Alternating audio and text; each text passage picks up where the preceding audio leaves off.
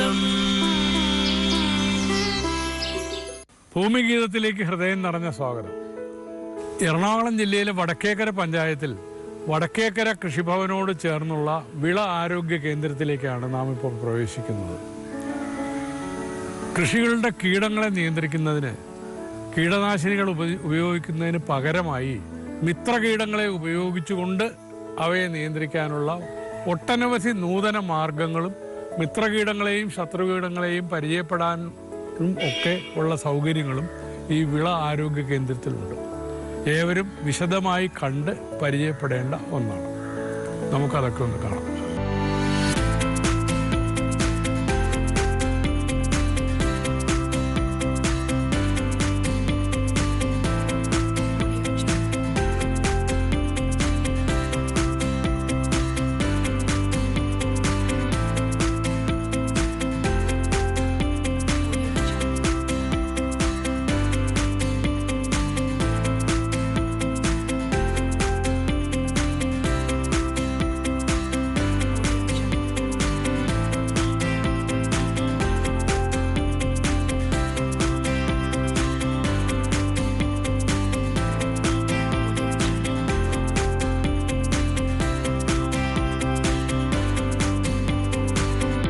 Madam ഹൈദരാബാദിൽ നിന്ന് പഠിച്ചുകൊണ്ടുവന്ന ഒരു പുതിയ സാങ്കേതിക വിദ്യ ഇവിടെ പ്രയോഗിച്ചിട്ടുണ്ട് എന്ന് ഇവിടുത്തെ കൃഷി ചെയ്യുന്നവരൊക്കെ പറയുന്നു. അതൊന്ന് വിശദീകരിക്കാം. ഹൈദരാബാദ് ആസ്ഥാനമാക്കി പ്രവർത്തിക്കുന്ന ദേശീയ വിള ആരോഗ്യ കേന്ദ്രം, ദേശീയ വിള ആരോഗ്യ പരിപാലന കേന്ദ്രം, അവിടെ നിന്നും അഡോപ്റ്റ് ചെയ്തിരിക്കുന്ന അല്ലെങ്കിൽ അവർ നമ്മളെ പഠിപ്പിച്ചിരിക്കുന്ന ഒരു ടെക്നോളജിയാണ് എക്കോളജിക്കൽ എഞ്ചിനീയറിംഗ് അഥവാ പാരിസ്ഥിതിക എഞ്ചിനീയറിംഗ്. ഇത് പൂർണ്ണമായും ആവാസ വ്യവസ്ഥയെ അടിസ്ഥാനപ്പെടുത്തിയിട്ടുള്ള ഒരു പരിസ്ഥിതി സൗഹൃദ കീട നിയന്ത്രണ മാർഗമാണ്. ഇതിൽ പ്രധാനമായും നമ്മുടെ പ്രധാന വിളയ്ക്ക് ചുറ്റുമായി മിത്രപ്രാണികളെ ആകർഷിക്കുന്ന, അതുപോലെ തന്നെ ശത്രുകീടങ്ങളെ വികർഷിക്കുന്ന പൂച്ചെടികൾ വെച്ചുപിടിപ്പിക്കുക എന്നുള്ളതാണ് ഇതിൻ്റെ അടിസ്ഥാന തത്വം. തൽഫലമായി മിത്രപ്രാണികൾ ഈ ഇതിന് ചുറ്റുമായി വെച്ചിരിക്കുന്ന പാരിസ്ഥിതിക എഞ്ചിനീയറിംഗ് വിളകളിൽ വരികയും അത് പ്രധാന വിളയെ ആക്രമിക്കുന്ന കീടങ്ങളെ നശിപ്പിക്കുകയും ചെയ്യും, തിന്നു നശിപ്പിക്കുകയും ചെയ്യും. ഇത് ശരിക്കും രണ്ട് രീതിയിലാണ് ഈ പാരിസ്ഥിതിക എഞ്ചിനീയറിംഗ്. ഒരു രീതി എന്ന് പറയുന്നത് ഭൂമിക്ക് അടിയിലുള്ളതാണ്. ഭൂമിക്ക് അടിയിലുള്ളത് എന്ന് പറയുമ്പോൾ മണ്ണിൽ നല്ല സൂക്ഷ്മാണുക്കൾ ഉണ്ടാകുന്നതിനുള്ളതും അതുപോലെ തന്നെ രോഗപ്രതിരോധ ശേഷി നൽകുന്നതുമായ ട്രൈക്കോഡർമ, സ്യൂഡോമോണാസ്, അതുപോലെ കവർ ക്രോപ്സ്, ഇതൊക്കെ വെക്കലാണ് ഭൂമിക്ക് അടിയിലുള്ളത്. ഭൂമിക്ക് മുകളിലുള്ളതാണ് നമ്മളിവിടെ പ്രധാനമായും ചെയ്തിരിക്കുന്നത്. അതായത് ബന്ദി, അതുപോലെ സൂര്യകാന്തി, ചോളം. ഇത് ഈ വാഴത്തോട്ടത്തിനും അതുപോലെ തന്നെ പച്ചക്കറിക്കും ചുറ്റുമായി ഇവ വെച്ച് പിടിപ്പിച്ചിരിക്കുകയാണ് ചെയ്യുന്നത്. നമ്മൾ ഈ പാരിസ്ഥിതിക എഞ്ചിനീയറിംഗ് വിളകൾ തിരഞ്ഞെടുക്കുമ്പോൾ 2-3 കാര്യങ്ങൾ ശ്രദ്ധിക്കേണ്ടതുണ്ട്. ഒന്നാമത്തേത്, നമ്മൾ തിരഞ്ഞെടുക്കുന്ന വിളകൾ പ്രധാന വിളയുമായി യാതൊരുവിധ രീതിയിലും മത്സരം കാണിക്കരുത്. രണ്ടാമത്തത്, അത് നമ്മളിപ്പോ ഒരു ആവാസ വ്യവസ്ഥയെ അടിസ്ഥാനപ്പെടുത്തിയുള്ള കൃഷിയാണെന്ന് ഞാൻ പറഞ്ഞു. അപ്പോൾ ഒരു കർഷകന്റെ കൃഷിയിടത്തിൽ അദ്ദേഹം ഒരു കന്നുകാലിയെ വളർത്തുന്നുണ്ടാകും. അപ്പോൾ ആ കന്നുകാലിക്ക് ദോഷകരമായ യാതൊന്നും നമ്മുടെ കൃഷിയിടത്തിൽ നമ്മൾ ചെയ്യരുത്. അതായത് മൃഗങ്ങൾക്ക് യാതൊരുവിധ ദോഷവും ഉണ്ടാക്കരുത്. പിന്നെയുള്ളത്, ശത്രു കീടങ്ങൾക്ക് ഒരു സ്ഥലം കൊടുക്കുന്ന ഒരു വിളയാകരുത്. അതായത് ശത്രുകീടത്തിനെയും കൂടെ ആകർഷിക്കുന്ന രീതിയിലുള്ള ഒരു വിള ആകരുത്. അതായത് പ്രധാന വിളയിൽ വരുന്ന കീടങ്ങളെ ഈ വിള കൂടി ആകർഷിച്ച് ഇതിലേക്ക് വെക്കരുത്. പിന്നെയുള്ളത്, പരമാവധി കർഷകർക്ക് ആ ഒരു വിള നടുന്നതിൽ വലിയൊരു ചെലവ് വരാൻ പാടില്ല. ഇപ്പൊ ഇവിടെ ചെയ്തതാണെങ്കിൽ സൂര്യകാന്തി വിത്ത്, അതുപോലെ തന്നെ ചോളം, പിന്നെ ബന്ദി, ഇവയ്ക്കൊന്നും വലിയ ഒരു പരിചരണം അതെ അതെ. അപ്പൊ അങ്ങനെ ഒരു കൺസെപ്റ്റ്. പിന്നെ ഉള്ളത്, പക്ഷെ ഇതിലോട്ട് എങ്ങനെയാണ് ഈ മിത്രകീടങ്ങൾ ആകൃഷ്ടരാവുന്നത്? അത് ഞാൻ പറയും, ഇത് ഒരു കമ്പോണന്റും കൂടെ നമ്മൾ ശ്രദ്ധിക്കണം. അതായത് കർഷകന് ഒരു അധിക വരുമാനം കൂടെ കിട്ടിയാൽ അത് ഏറ്റവും നല്ലത്. അപ്പൊ ഇത്രയും കാര്യങ്ങളാണ് നമ്മളൊരു പാരിസ്ഥിതിക എഞ്ചിനീയറിംഗ് വിള തിരഞ്ഞെടുക്കുമ്പോൾ നമ്മൾ ശ്രദ്ധിക്കേണ്ട കാര്യങ്ങൾ. ഇപ്പോൾ ഇവിടെ ചെയ്തിരിക്കുന്നത് ചോളം ഒരു വിളയാണ്. ചോളം വേറെ ഒരു 2-3 ഗുണങ്ങൾ ചോളത്തിനുണ്ട്. അതായത് ഇത് ബോർഡറിലാണ് നമ്മൾ വെച്ചിരിക്കുന്നത്. ഇപ്പൊ സാറിന് ഇത് കാണുമ്പോൾ അറിയാം, നമ്മളിവിടെ കൃഷിയിടത്തിന് ചുറ്റുമായിട്ടാണ് ഈ ചോളം വെച്ചിരിക്കുന്നത്. ഇതൊരു ജൈവ വേലി പോലെയാണ്. അതായത് മറ്റു ഈ പ്രധാന വിളയെ ആക്രമിക്കുന്ന കീടങ്ങളെ ഇത് പെട്ടെന്ന് ഇങ്ങോട്ടേക്ക് അകത്തേക്ക് കടത്തിവിടുന്നില്ല. രണ്ടാമത്തെ കാര്യം, ചോളം എന്ന് പറയുന്നത് ഒരു എന്താ പറയാ, നമ്മളുടെ ഒരു ഇൻഡിക്കേറ്റർ പ്ലാന്റ് ആണ്. നമ്മുടെ കൃഷിയിടത്തിൽ ഏതെങ്കിലും മൂലകങ്ങളുടെ കുറവുണ്ടെങ്കിൽ അത് ആദ്യം കാണിക്കുന്നത് ചോളത്തിലായിരിക്കും.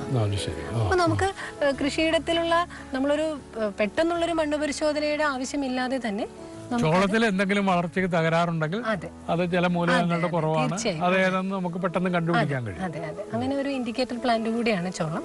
പിന്നെ ധാരാളം പൂമ്പൊടി കിട്ടുന്നുണ്ട്. അപ്പോൾ മിത്രപ്രാണികളെ ഇത് ആകർഷിക്കും. ഈ പൂമ്പൊടി മിത്രപ്രാണികൾ ഭക്ഷിക്കും. അത് അവർക്കുള്ള നമ്മള് മിത്രപ്രാണികൾക്ക് ആവശ്യമായ ഭക്ഷണം കൊടുക്കാൻ സാധിക്കണം. അതുപോലെ തന്നെ അവർക്ക് ഇരിക്കാനുള്ള ഒരു ഇടം കൊടുക്കണം. ഇതൊക്കെയാണ് നമ്മൾ ഒരുക്കേണ്ട, അല്ലെങ്കിൽ നമ്മൾ ആവാസ വ്യവസ്ഥയിൽ വരുത്തേണ്ട നമ്മുടെ ഇടപെടലുകൾ അവയൊക്കെയാണ്. അപ്പോൾ മേരിഗോൾഡ് അല്ലെങ്കിൽ ബന്ദി ഇവിടെ ചുറ്റും വെച്ചിരിക്കുന്നത് വാഴയെ ആക്രമിക്കുന്ന ഒരു കീടമാണ് ബറോയിങ് നിമറ്റോഡ് എന്ന് പറയും, നീമാവിരകൾ. അപ്പോൾ ബറോയിങ് നിമറ്റോഡ്സിനെ എല്ലാം ഈ പറയുന്ന ബന്ദി വികർഷിക്കുന്നതാണ്. അത് അവിടെ നിന്ന് നീമാവിരകൾക്ക് ഈ വിളയെ നീമാവിരകൾ എന്ന് പറയുന്നത് മണ്ണിന് അടിയിൽ ഉള്ള ഒരു ജീവിയല്ലേ? അതെ, പക്ഷേ ഇത് ഒരു റിപ്പല്ലൻ ആക്ഷൻ ഉള്ളതാണ്. ഈ നമ്മുടെ ബന്ദിക്ക് അങ്ങനെ ഒരു ആക്ഷൻ ഉണ്ട്. അപ്പോൾ നെൽകൃഷിയിൽ നിമറ്റോഡ് വരുന്നുണ്ട്, അതുപോലെ വാഴയിൽ നിമറ്റോഡ് വരുന്നുണ്ട്. ഇതിനെയൊക്കെ വികർഷിക്കാനായിട്ട് ഈ ബന്ദിക്കുണ്ട്. പിന്നെ നമ്മൾ വെച്ചിരിക്കുന്നത് സൂര്യകാന്തിയാണ്. സൂര്യകാന്തിക്ക് നമുക്ക് എല്ലാവർക്കും അറിയാം, ധാരാളം തേനുണ്ടാകുന്നു, അതുപോലെ പൂമ്പൊടി ഉണ്ട്. അതിന്റെ കളറ് ബാക്കി മിത്രകീടങ്ങളെ ആകർഷിക്കും. പിന്നെ നമ്മുടെ കർഷകനെ സംബന്ധിച്ചിടത്തോളം ഒരു അധിക വരുമാനം സൂര്യകാന്തി കിട്ടും. പിന്നെ നമ്മുടെ ടെക്നോളജിയൊക്കെ നല്ലതാണെങ്കിൽ നമുക്ക് അതിൽ നിന്ന് എണ്ണയെടുക്കാനും ഒക്കെ സാധിക്കും. അങ്ങനെയുള്ളൊരു ഇടപെടലുകളാണ് ഇവിടെ വരുത്തിയിരിക്കുന്നത്. അപ്പോൾ കർഷകന് വലിയൊരു ചെലവില്ലാതെ തന്നെ ഈ രണ്ടും, പ്രധാന വിളയും അതുപോലെ തന്നെ പാരിസ്ഥിതിക എഞ്ചിനീയറിംഗ് വിളയും ഒരുമിച്ച് കൊണ്ടുപോകാനായിട്ട് സാധിക്കും. അധികം ബുദ്ധിമുട്ടിക്കാതെ തന്നെ കൊണ്ടുപോകാനായിട്ട് സാധിക്കും. അപ്പൊ ഈ മിത്രകീടങ്ങൾ ഇതിൽ വന്നിരുന്നുകൊണ്ട് ശത്രുകീടങ്ങൾ ഈ പ്രദേശത്ത് വരികയാണെങ്കിൽ അവയെ ആകർഷിക്കും. പിന്നെ നമ്മൾ ഇക്കോളജിക്കൽ എഞ്ചിനീയറിംഗ് പ്ലാന്റ്സ് നടുമ്പോൾ ശ്രദ്ധിക്കേണ്ട ഒരു കാര്യം, പ്രധാന വിള നടുന്നതിന് മുൻപ് ഇക്കോളജിക്കൽ എഞ്ചിനീയറിംഗ് പ്ലാന്റ്സ് നട്ടിരിക്കണം. ഒരു 15 ദിവസം മുമ്പ്, പ്രധാന വിളയ്ക്ക് മുമ്പ് ഇക്കോളജിക്കൽ എഞ്ചിനീയറിംഗ് പ്ലാന്റ്സ് നടും. അതിന്റെ ഉദ്ദേശം എന്താണെന്ന് വെച്ചാൽ, ഈ മിത്രപ്രാണികൾ അവരുടെ ലൈഫ് പീരീഡ് കുറവായിരിക്കും. അപ്പോൾ അത് മൾട്ടിപ്ലൈ ചെയ്ത് കൂടുതൽ എണ്ണമാകുന്നതിന് കുറച്ച് സമയം എടുക്കും. അപ്പോൾ പ്രധാന വിള പൊന്തി വരുന്നതിന് മുമ്പ് തന്നെ ഇവിടെ സഫീഷ്യന്റ് നമ്പർ ഓഫ് കുറെ മിത്രപ്രാണികൾ ഉണ്ടായി വരണം. പിന്നെ ഈ പാരിസ്ഥിതിക എഞ്ചിനീയറിംഗ് വിളകൾ 4 തരത്തിലുണ്ട്. ഒന്ന് അട്രാക്റ്റൻസ് ആണ്, അതായത് മിത്രപ്രാണികളെ ആകർഷിക്കുന്നവ. ആ വിഭാഗത്തിൽ പെടുന്നതാണ് നമ്മളുടെ ബന്ദി, ആ വിഭാഗത്തിൽ പെടുന്നത്. പിന്നെ രണ്ടാമത്തെ ഒരു വിഭാഗം എന്ന് പറയുന്നത് വികർഷിക്കുന്നവ, റിപ്പല്ലൻസ് എന്ന് പറയും. നമ്മുടെ വീട്ടുവളപ്പിലൊക്കെ, നമ്മൾ വീടുകളിലൊക്കെ വെച്ചിരുന്ന തുളസി, അതുപോലെ തന്നെ വെളുത്തുള്ളി, ഇതൊക്കെ റിപ്പല്ലൻസ് ആണ്. അത് പ്രത്യേകിച്ച് ശത്രുകീടങ്ങളെ അകറ്റി അതെ, റിപ്പല്ലൻസ് ആണ്. മൂന്നാമത്തെ വിഭാഗം ട്രാപ്സ് ആണ്.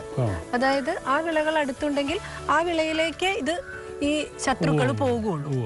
ഇപ്പോ ബന്ദിയുടെ കാര്യം പറയുകയാണെങ്കിൽ, തക്കാളിയുടെ ചുറ്റുമായിട്ട് ബന്ദി നടുകയാണെങ്കിൽ തക്കാളിക്ക് വലിയ ആക്രമണം ഉണ്ടാക്കുന്ന ഹെലിക്കോവെർപ്പ എന്ന് പറയുന്ന ഒരു കീടമുണ്ട്. ആ കീടം മുട്ടയിടുന്നത് ഈ ബന്ദിയിലെ മുട്ടയിടുള്ളൂ. അപ്പോൾ വാണിജ്യാടിസ്ഥാനത്തിൽ തക്കാളി കൃഷി ചെയ്യുന്നവർക്ക് അത് വലിയൊരു ആശ്വാസമാണ്. അങ്ങനെ അത് മൂന്നാമത്തെ വിഭാഗം. നാലാമത്തെ വിഭാഗമാണ് നമ്മളിപ്പോൾ ചെയ്തിരിക്കുന്ന ബോർഡർ ക്രോപ്സ് എന്ന് പറയുന്ന ചോളം പോലെയുള്ള വിളകൾ. അങ്ങനെ 4 തരത്തിലാണ് പാരിസ്ഥിതിക എഞ്ചിനീയറിംഗ് വിളകൾ. ഇവിടുത്തെ ഈ വിള ആരോഗ്യ കേന്ദ്രം ഉദ്ഘാടനം ചെയ്തത് എന്നാണ്? പറവൂർ ബ്ലോക്കിന്റെ വിള ആരോഗ്യ കേന്ദ്രം ബഹുമാനപ്പെട്ട കൃഷി വകുപ്പ് മന്ത്രി advocate V S Sunilkumar sir 2016 August 11-ാം തീയതിയാണ് ഉദ്ഘാടനം ചെയ്തത്. ഇവിടെ എന്തൊക്കെയാണ് ഇവിടെ ചെയ്തിരിക്കുന്നത്? ഇത് ശരിക്കും ഓരോ ബ്ലോക്കിലും ഏതെങ്കിലും ഒരു കൃഷിഭവനോട് ചേർന്ന് വിള ആരോഗ്യ കേന്ദ്രങ്ങൾ സ്ഥാപിക്കുന്നതിനായി ഒരു പദ്ധതിയുണ്ട്. അതെ, ഒരു ബ്ലോക്കിലും ഓരോന്ന്. അപ്പോൾ അത് പറവൂർ ബ്ലോക്കിലെ വിള ആരോഗ്യ കേന്ദ്രം വടക്കേക്കര കൃഷിഭവനോട് ചേർന്നാണ് നമ്മൾ സ്ഥാപിച്ചിരിക്കുന്നത്. ഇതിന്റെ പ്രധാന ലക്ഷ്യം കർഷകരുടെ വിളയും കർഷകരുടെ കൃഷിയിടത്തിലെ കീടരോഗങ്ങളും അതുപോലെ മണ്ണുമായി ബന്ധപ്പെട്ടിട്ടുള്ള പ്രശ്നങ്ങൾക്ക് ഒരു പരിഹാരം പറഞ്ഞു കൊടുക്കുക എന്നുള്ളതാണ്. കൂടാതെ തന്നെ ഇപ്പോൾ പുതിയ ധാരാളം ടെക്നോളജി ഉണ്ട്. ഇപ്പൊ നേരത്തെ നമ്മുടെ കർഷകന്റെ കൃഷിയിടത്തിൽ നമ്മൾ കണ്ടതുപോലെ NIPHM പോപ്പുലറൈസ് ചെയ്യുന്ന കുറേ ടെക്നോളജീസ് ഉണ്ട്. അത് ഞാൻ നേരത്തെ സൂചിപ്പിച്ചു, post graduate diploma in plan health management എന്ന് പറയുന്ന കോഴ്സുമായി ബന്ധപ്പെട്ടിട്ടാണ് നമ്മൾ ഈ കാര്യങ്ങളൊക്കെ ഇവിടെ ഇൻട്രൊഡ്യൂസ് ചെയ്തിരിക്കുന്നത്. അപ്പോൾ അതിൽ അവർ പറഞ്ഞു തരുന്ന കുറേ ടെക്നോളജീസ് കർഷകരുടെ കൃഷിയിടത്തിലേക്ക് എത്തിക്കുന്നതിനായിട്ട് ഈ വിള ആരോഗ്യ കേന്ദ്രങ്ങൾ ഉപയോഗിക്കാം. കൂടാതെ നിരവധി ശത്രുകീടങ്ങൾ, മിത്രകീടങ്ങൾ എന്നിവയെ വളർത്തി അത് കർഷകർക്ക് അത് കാണിച്ചു കൊടുക്കും, മനസ്സിലാക്കി. അങ്ങനെയും കൂടെ ഇതിൻ്റെ ഒരു ലക്ഷ്യമായിട്ടുണ്ട്. നമ്മുടെ ആ ഒരു ബോർഡിൽ functions of plan health clinic എന്ന് പറഞ്ഞിട്ട് അവിടെ എക്സിബിറ്റ് ചെയ്തിരിക്കുന്നതിൽ എല്ലാ കാര്യങ്ങളും എഴുതിയിട്ടുണ്ട്. അതുപോലെ മണ്ണുമായി ബന്ധപ്പെട്ടിട്ടുള്ള ചിലപ്പോൾ പുളി കൂടുതലായിരിക്കാം, അങ്ങനെ പല പ്രശ്നങ്ങളും ഉണ്ടാകാം. അതൊക്കെ കർഷകർക്ക് മനസ്സിലാക്കി കൊടുക്കാനും വേണമെങ്കിൽ അത്യാവശ്യം മണ്ണ് സാമ്പിളുകൾ പരിശോധിച്ച് അതിൻ്റെ നൈട്രജൻ, ഫോസ്ഫറസ്, പൊട്ടാഷ്, പിന്നെ അസിഡിറ്റി, ഇത്രയും കാര്യങ്ങൾ ചെക്ക് ചെയ്യാനുള്ള ചെറിയ സംവിധാനങ്ങൾ നമ്മുടെ ക്ലിനിക്കിലുണ്ട്. ഇപ്പൊ ഈ ഇരിക്കുന്നത് ഇത് മിത്രകീടമല്ലേ? അതെ. ഈ കീടത്തിന്റെ പേരെന്താണ്? ഇതിന്റെ പേര് റെഡുവിഡ് ബഗ് എന്നാണ്. റെഡുവിഡ് ബഗ്. അതെ. ഇത് എന്തൊക്കെ ശത്രുകീടങ്ങളെയാണ് തിന്നുന്നത്? ഇതൊരു ഇരപിടിയനാണ്. അതായത് ശത്രുക്കളെ ആക്രമിച്ച് കീഴ്പ്പെടുത്തി അതിന്റെ ജ്യൂസ് കുടിക്കുന്ന അതാണ് ഇതിന്റെ ഫീഡിംഗ് ഹാബിറ്റ്. അപ്പോൾ നമ്മുടെ കൃഷിയിടത്തിൽ സാധാരണ കണ്ടുവരുന്ന മിക്കവാറും പുഴുക്കളെ ഇത് കഴിക്കുന്ന അതിന്റെ ഒരു സൂചി പോലെയുള്ളതാണ് അതിന്റെ മൗത്ത് പാർട്സ്. അപ്പൊ അത് വെച്ച് അത് കുത്തിക്കഴിഞ്ഞ് അതിലൊരു ടോക്സിക് സലൈവയാണ് അതിന്റെ. അത് വെച്ച് ഈ പുഴു പാരലൈസ്ഡ് ആവും, പിന്നെ അതിന്റെ ജ്യൂസ് കഴിക്കും. അങ്ങനെയാണ് ചെയ്യുന്നത്. അപ്പോൾ നമുക്കറിയാം നമ്മുടെ കൃഷിയിടത്തിലൊരു പ്രധാന പ്രശ്നം ഈ ഹെയറി കാറ്റർപില്ലേഴ്സ് അല്ലെങ്കിൽ ചൊറിയാൻ പുഴു, പിന്നെ പടവലത്തിലൊക്കെ കാണുന്ന പച്ച കളറുള്ള പുഴു, അങ്ങനെ ഒട്ടുമിക്ക പുഴുക്കളെയും ഇത് കഴിക്കും, കഴിച്ചു നശിപ്പിക്കും. അപ്പോ ഇതായിട്ട് ഒരു ദോഷവും ഉണ്ടാവില്ല. ഇതേ കുടുംബത്തിൽ തന്നെ പെട്ടതാണ് റെഡ് കോട്ടൺ ബഗ് എന്ന് പറയുന്ന ഒരു ജീവിയുണ്ട്. കർഷകൻ ധരിക്കുന്നത് ഈ പ്രിഡേറ്ററിനെ കാണിച്ചു കൊടുക്കുമ്പോൾ അവർ പറയുന്നത് ഞങ്ങളുടെ കൃഷിയിടത്തിൽ ധാരാളം ഉണ്ടെന്നുള്ളതാണ്. പക്ഷെ ഇതായിരിക്കില്ല. നമ്മുടെ ശത്രു ഉണ്ട്. ശത്രുവിന് ഇതേ ഛായയാണ് ശത്രുകീടം. അതിന്റെയും ഇവിടെ എക്സിബിറ്റ് ചെയ്തിട്ടുണ്ട്. ശത്രുവാണ്. അപ്പൊ അത് രണ്ടിനെയും അടുത്ത് കാണുമ്പോഴാണ് കർഷകന് മനസ്സിലാകുന്നത്, ഓ ഇത് മിത്രമാണ്. തീർച്ചയായും നമുക്ക് ഇവിടെ ഉണ്ട്.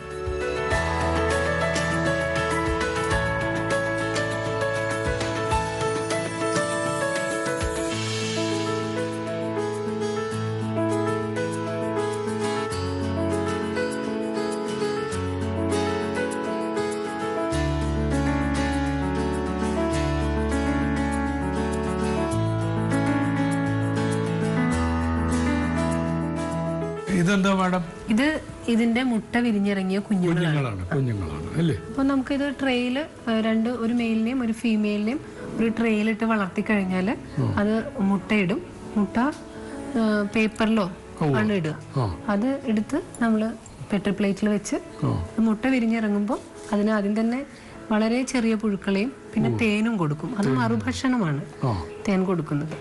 അങ്ങനെ ഇത് വളർത്തി വലുതാക്കി നമുക്ക് റിലീസ് ചെയ്യാനായിട്ട് സാധിക്കും. ഇത് പലതവണയായി ഇട്ടിരിക്കുന്ന മുട്ടക്കൂട്ടങ്ങളാണ്.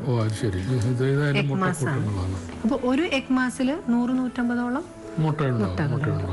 നമ്മൾ നേരത്തെ ആ ഇക്കോളജിക്കൽ എഞ്ചിനീയറിംഗ് ചെയ്ത കൃഷിയിടത്തിൽ കണ്ട മിത്രപ്രാണിയാണ്. ഇതിനെ നമുക്ക് മാസ് മൾട്ടിപ്ലൈ ചെയ്ത് കൃഷിയിടത്തിലേക്ക് റിലീസ് ചെയ്യാനായിട്ട് സാധിക്കും. കൊറ്റൻ അല്ലെങ്കിൽ മൂഞ്ഞ എന്ന് പറയുന്ന ജീവിയെ ധാരാളമായിട്ട് ഭക്ഷിക്കുന്ന ഒരു മിത്രപ്രാണിയാണ്. പ്രിഡേറ്റർ എന്ന് തന്നെ പറയാം. ഇരപിടിയൻ വിഭാഗമാണ്. നമ്മളുടെ റെഡുവിഡ് പോലെ തന്നെ ഇതും ഒരു ഇരപിടിയൻ വിഭാഗമാണ്. ഇതിൽ 2 സ്പീഷീസ് ഉണ്ട്.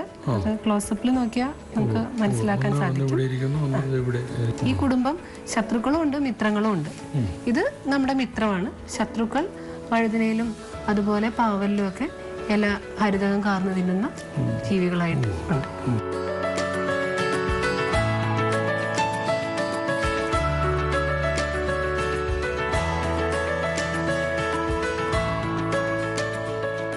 കോസ്മോപോളിറ്റസ് സോഡിഡസ് വാഴയിലെ തടതുരപ്പൻ പുഴുവാണ്.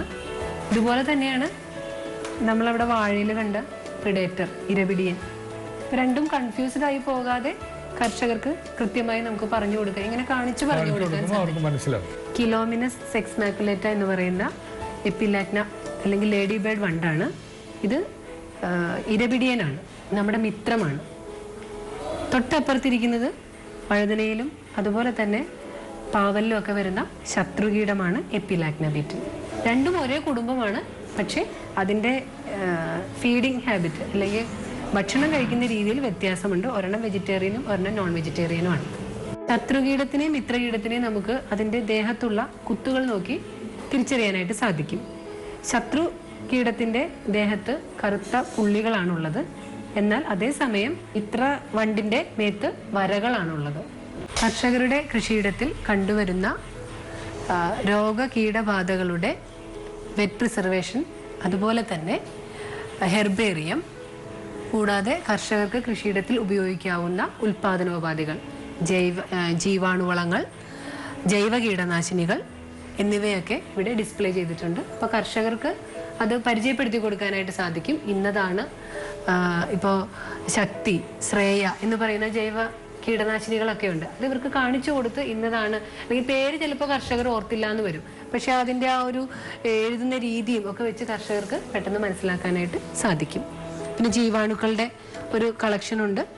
ഇതൊക്കെ തന്നെ കർഷകർക്ക് പെട്ടെന്ന് കാര്യങ്ങൾ മനസ്സിലാക്കാൻ വേണ്ടിയിട്ടാണ്. ഇത് മേന്മ എന്ന് പറയുന്നത് CTCRI വികസിപ്പിച്ചെടുത്ത ഒരു ജൈവ കീടനാശിനിയാണ്. വാഴയിലെ പിണ്ടിപ്പുഴുവിനെതിരായിട്ട് ഇത് ഇഞ്ചക്ഷൻ ചെയ്ത് നമുക്ക് ഉപയോഗിക്കാം. സാധാരണഗതിയിൽ വാഴയിൽ പിണ്ടിപ്പുഴു വന്നു കഴിഞ്ഞാൽ അതിനെ രക്ഷിക്കാൻ ബുദ്ധിമുട്ടാണെന്നാണ് എല്ലാ കർഷകരുടെയും ഒരു ബുദ്ധിമുട്ട്. പക്ഷേ ഈ മേന്മ എന്ന് പറയുന്നത് പിണ്ടിപ്പുഴുവിൻ്റെ ആക്രമണത്തിന് ശേഷവും ഇഞ്ചക്ട് ചെയ്ത് ആ വാഴയെ പിണ്ടിപ്പുഴുവിൻ്റെ ആക്രമണത്തിൽ നിന്ന് രക്ഷിക്കാനായിട്ട് സാധിക്കും. അങ്ങനെ സക്സസ് സ്റ്റോറീസ് ഉണ്ട്. ഞങ്ങളിവിടെ അടുത്തൊരു കൃഷിഭവനിൽ ഇത് പോയി ഇഞ്ചക്ട് ചെയ്ത് കൊടുത്തു. ആ വാഴയൊക്കെ നമുക്ക് രക്ഷിക്കാനായിട്ട് സാധിച്ചു. അപ്പോൾ കർഷകരെ സംബന്ധിച്ചിടത്തോളം ഇത് വലിയൊരു ആശ്വാസമാണ്. അപ്പോൾ ആ ഒരു ഇതും ചിലപ്പോൾ ഇത് പുതിയ രീതി ആയതുകൊണ്ട് കർഷകർക്ക് എല്ലാവർക്കും പരിചയമില്ല എന്ന് വരും. അപ്പോൾ നമുക്കത് പരിചയപ്പെടുത്തി കൊടുക്കാനായിട്ട് സാധിക്കും. ഇത് എങ്ങനെയാണ് ഉപയോഗിക്കുന്നതെന്ന് ജസ്റ്റ് ഒന്ന് ഡെമോ ചെയ്യാം. ഇത് സാധാരണ നമ്മൾ ഇഞ്ചക്ഷൻ എടുക്കുന്നത് പോലെയുള്ള നീഡിലല്ല, സ്പെഷ്യൽ നീഡിലാണ്. ഇതിൻ്റെ അറ്റം സൂക്ഷ്മമായി നിരീക്ഷിച്ചാൽ അറിയാം, അറ്റത്ത് ഹോളില്ല. അതിനു പകരം ഈ നീഡിലിൻ്റെ പല സ്ഥലങ്ങളിലായി കൊച്ചു കൊച്ചു ഹോൾസാണ്. അപ്പോൾ ഇത് മേന്മ ഇതിലേക്ക് എടുത്ത് നമ്മൾ ഇഞ്ചക്ഷൻ നടത്തുമ്പം ഈ പല ഹോളുകളിലൂടെ ഈ മരുന്ന് വാഴയുടെ എല്ലാ ഭാഗങ്ങളിലേക്കും എത്തുകയും തൽഫലമായിട്ട് ആ പിണ്ടിപ്പുഴുവിന് അത് അവിടെ തന്നെ ഇരുന്ന് വാഴയുടെ ഉള്ളിൽ തന്നെ ഇരുന്ന് ചത്തുപോവുകയാണ് ചെയ്യുന്നത്. 3 സ്ഥലങ്ങളിലാണ് ഈ ഇഞ്ചക്ഷൻ എടുക്കുക. അപ്പോൾ അതിൻ്റെ ഫലമായിട്ട് വാഴ മൊത്തം ഈ ഒരു മരുന്ന് പടരുകയും ഈ വെള്ളം വലിച്ചെടുക്കുന്ന കൂട്ടത്തിൽ ഈ മരുന്നും വാഴയുടെ എല്ലാ ഭാഗങ്ങളിലും എത്തി പിണ്ടിപ്പുഴുവിനെ നശിപ്പിക്കുകയും ചെയ്യുന്നു. കർഷകർക്ക് ആവശ്യമായ മിക്കവാറും എല്ലാ ബുക്സും ഇവിടെ ലഭ്യമാണ്. കർഷകർക്ക് ഇവിടെ വരാം, അത് ഒഴിവുവേളകളിൽ ഇവിടെ വന്നിരുന്ന് അത് വായിച്ച് ഈ ലൈബ്രറിയുടെ സൗകര്യം അവർക്ക് ഉപയോഗപ്പെടുത്താം. മിക്കവാറും എല്ലാ ജേണൽസും ഞങ്ങളിവിടെ സബ്സ്ക്രൈബ് ചെയ്യുന്നുണ്ട്. കൂടാതെ മാസത്തിൽ 3 ബുള്ളറ്റിൻ ഈ വിള ആരോഗ്യ കേന്ദ്രത്തിൽ നിന്നും ഇറക്കുന്നുണ്ട്. അതിൽ 2 എണ്ണം ബ്ലാക്ക് ആൻഡ് വൈറ്റും 1 എണ്ണം കളറുമാണ്. അപ്പോൾ ഈ കീടനിരീക്ഷണ യൂണിറ്റുകളിൽ കാണുന്ന കീടരോഗങ്ങൾക്കുള്ള പ്രതിവിധികളാണ് ഈ ബുള്ളറ്റിനുകളിലായിട്ട് ഞങ്ങൾ പ്രതിപാദിക്കുന്നത്. കർഷകർക്ക് അത് ഈ ബ്ലോക്കിലെ എല്ലാ കർഷകർക്കും അത് വിതരണം ചെയ്യാനുള്ള സംവിധാനവും നമ്മൾ ഒരുക്കുന്നുണ്ട്. കളർ ബുള്ളറ്റിൽ പുതിയ ഇൻഫർമേഷൻസ്, പുതിയ ടെക്നോളജീസ് ഒക്കെ കർഷകർക്ക് പരിചയപ്പെടുത്തി കൊടുക്കും. ഇപ്പോൾ ഇവിടെ കരനെൽ കൃഷി ചെയ്തു. കരനെല്ല് ചെയ്യുന്ന സമയത്ത് ഒരു ജൂൺ മാസത്തിൽ ആ സ്കീം വന്നപ്പോൾ കരനെൽ കൃഷിയെക്കുറിച്ചുള്ള കളർ ബുള്ളറ്റിനാണ് ഞങ്ങൾ ഇറക്കിയത്. അത് കഴിഞ്ഞ് കൂൾ സീസൺ, ശീതകാല പച്ചക്കറികൾ ചെയ്യേണ്ട സമയമായപ്പോൾ അതിനെക്കുറിച്ചുള്ള ബുള്ളറ്റിൻ. അപ്പോൾ അങ്ങനെ ആ സമയത്ത് ഏത് വിളയാണോ പ്രധാനമായും കൃഷി ചെയ്യേണ്ടത് ആ അവയെക്കുറിച്ചുള്ള വിവരങ്ങളാണ് കൂടുതലും കളർ ബുള്ളറ്റിൽ ഇറക്കുന്നത്. ശരിക്കും പണ്ട് ഇങ്ങനെ ഒരു സംവിധാനമൊന്നും നമ്മുടെ കൃഷി വകുപ്പിൽ ഇല്ലായിരുന്നു. ഇപ്പോൾ എന്ന് പറഞ്ഞാൽ നമുക്ക് നമ്മുടെ എല്ലാ രീതിയിലും നല്ല രീതിയിൽ കർഷകരെ സഹായിക്കാനുള്ള എല്ലാ സംവിധാനങ്ങളും ഉണ്ട്. ഇപ്പൊ ഇതെല്ലാം കൂടി തന്നെ ഇപ്പൊ മാഡത്തിന് എല്ലാം ഒന്നും പറയാൻ പറ്റിയില്ല, അതിൽ തന്നെ ഒരുപാട് കാര്യങ്ങൾ ഇവിടെ നടക്കുന്നുണ്ട്. ഇതിന് മാഡത്തിന് ഇതിലേക്ക് സഹായിക്കാൻ ഇവിടെ ആരൊക്കെയാണ് സ്റ്റാഫ് ഉള്ളത്? ഇവിടെ 3 കൃഷി അസിസ്റ്റന്റുമാരുണ്ട്. കൂടാതെ വിള ആരോഗ്യ കേന്ദ്രവുമായി ബന്ധപ്പെട്ട് പ്രവർത്തിക്കുന്നതിനായിട്ട് ഒരു പെസ്റ്റ് സ്കൗട്ട് എന്ന് പറയുന്ന ഒരു ടെമ്പററി സ്റ്റാഫും കൂടെ ഉണ്ട്. അപ്പൊ ഇവരുടെ 4 പേരുടെയും സഹായ സഹകരണത്തോടു കൂടിയാണ് നമുക്ക് ഈ ക്ലിനിക്ക് ഭംഗിയായിട്ട് കൊണ്ടുപോകാൻ സാധിക്കുന്നത്. കൂടാതെ നമ്മുടെ ബ്ലോക്കിലെ തന്നെ ബാക്കി കൃഷി ഓഫീസർമാരുടെയും അതുപോലെ കൃഷി അസിസ്റ്റന്റ് ഡയറക്ടറുടെയും ബ്ലോക്കിലെ കൃഷി അസിസ്റ്റന്റ് ഡയറക്ടറുടെയും നല്ല രീതിയിലുള്ള സഹായ സഹകരണങ്ങളുണ്ട് ഏത് കാര്യങ്ങൾക്കും. ഇവിടെ ഇപ്പൊ അവൈലബിൾ ആയിട്ടുള്ള സ്റ്റാഫിനെ ഒന്ന് പരിചയപ്പെടുത്താമോ? ഇത് സിജി, ഇവിടുത്തെ കൃഷി അസിസ്റ്റന്റ് ആണ്. ഇപ്പൊ കൂട്ടത്തിൽ ഏറ്റവും സീനിയർ സിജിയാണ്. അത് സാബു, തിരുവനന്തപുരംകാരനാണ്. വന്നിട്ട് 1 വർഷം പോലും ആയിട്ടില്ല. പക്ഷെ നല്ല രീതിയിലുള്ള സഹായ സഹകരണങ്ങളുണ്ട് ഇവരുടെ എല്ലാവരുടെയും ഭാഗത്തുനിന്ന്. പിന്നെ ഒരാള് ഫീൽഡിൽ പോയേക്കാണ്, ഹരി എന്നാണ് പേര്. ഭൂമിഗീതം പരിപാടിയെ സംബന്ധിച്ച നിങ്ങളുടെ വിലയേറിയ അഭിപ്രായങ്ങളും കൃഷി സംബന്ധങ്ങളും ദയവായി ഞങ്ങളെ എഴുതി അറിയിക്കുക. ഞങ്ങളുടെ മേൽവിലാസം ഭൂമിഗീതം, കൈരളി TV, കൈരളി ടവേഴ്സ്, പാളയം, തിരുവനന്തപുരം. ഭൂമിഗീതത്തിൻ്റെ ഈ ഉപാഖ്യാനം ഇന്നിവിടെ അവസാനിക്കുകയാണ്. അടുത്തയാഴ്ച വീണ്ടും കാണാം. നന്ദി, നമസ്കാരം.